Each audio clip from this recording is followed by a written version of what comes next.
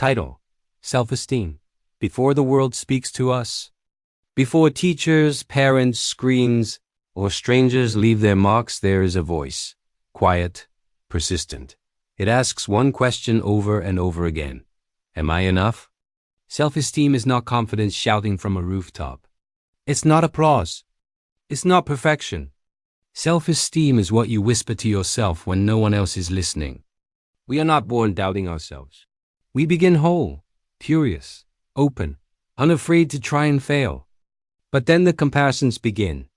The labels, the moments we were ignored, corrected, laughed at, or told to be less, or more. And slowly, quietly, we learn to measure our worth by things that were never meant to define us. Grades, bodies, achievements, approval. Self-esteem becomes fragile when it depends on permission.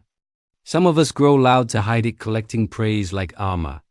Others shrink, hoping invisibility will protect us from rejection.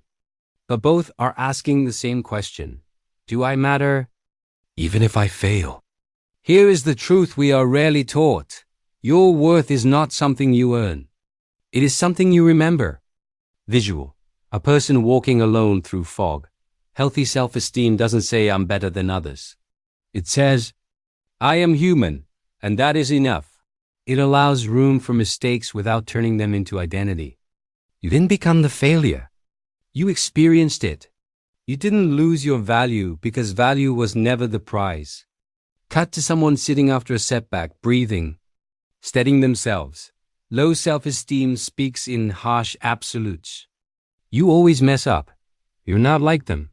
You'll never be enough. But self-esteem, real self-esteem, speaks with compassion. You're allowed to learn.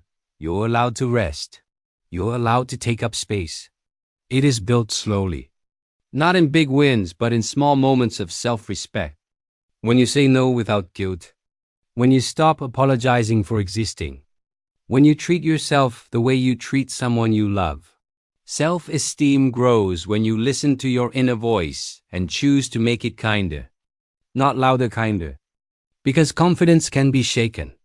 Pride can be bruised.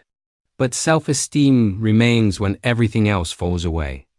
It stays when you fail publicly, when you start over, when no one is watching you try again. And maybe, just maybe, the bravest thing you will ever do is stop proving yourself and start believing yourself. You were never broken. You were never behind. You were never too much or not enough. You are human, and that has always been enough.